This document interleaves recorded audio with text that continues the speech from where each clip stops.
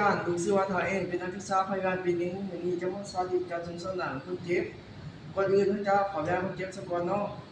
สวัสดีพอเสียงดีโดยชื่อสุนทรอายุจักปีแล้ว50อยู่บ้านเมืองแขวงใดดีก็อยู่บ้านห้วยโค้งเมืองปากสองแขวงจำปาสักโดยดูเป็นนักศึกษาพยาบาลปีหนึ่งเดือนดูจะมาส่งสนามพอมีภาวะขาดน้ำในเดียวเฮในการส่งสนามนี้เพื่อช่วยน้ำที่ทดแทนเสียไปได้พอเด้อโดยพอตรงนู้นดอกอีกตัวทางซ้ายดูจะไปเก็บมุกปนกันเด้อโดยพวกฝนนักเรือฝนบ่อยพวกของน้ำสักวันเด้อเพราะการชุมสนามนี้จะใส่ไปได้ด้วย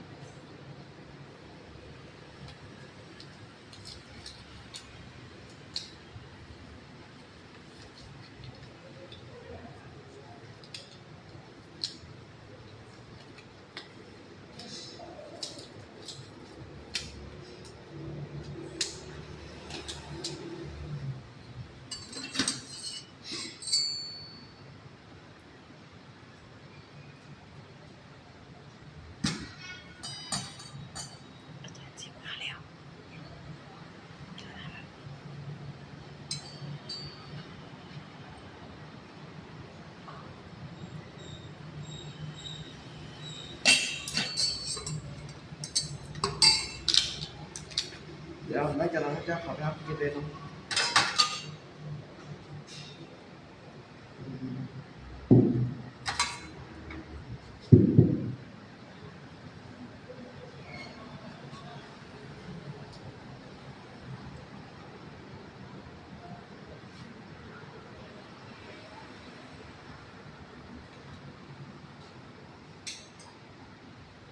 กำมือเห็นได้พอแล้วกำยิงปูเขา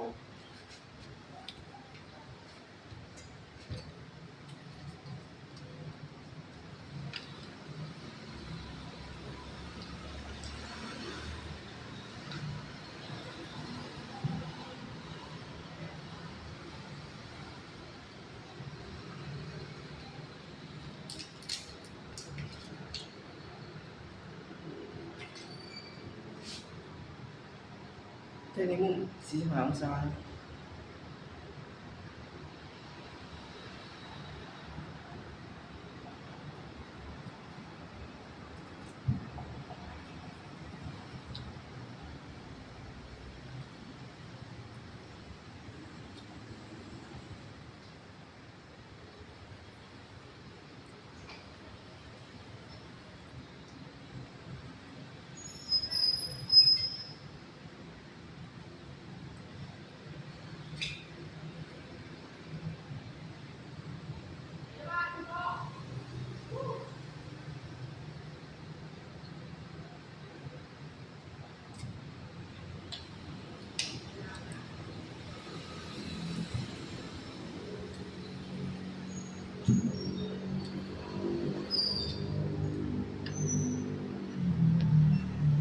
โดยเดี๋ยวได้พอเด้อไว้พอมือติ้งอันเด้อติ้งเขียนนี่ว่าซ้ายขับเด้ออันเพื่อว่าน้ำติ้งเดียวน้ำจะบ่ได้เนาะเดี๋ยวจะมาติดตามกันเก็บ15 นาทีเนาะอุปกรณ์ที่ใส่เนี่ยแม่นเท่าที่ถิ่นเนาะ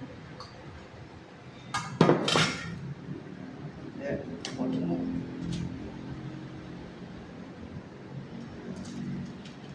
ก็จะถิ่นเนาะ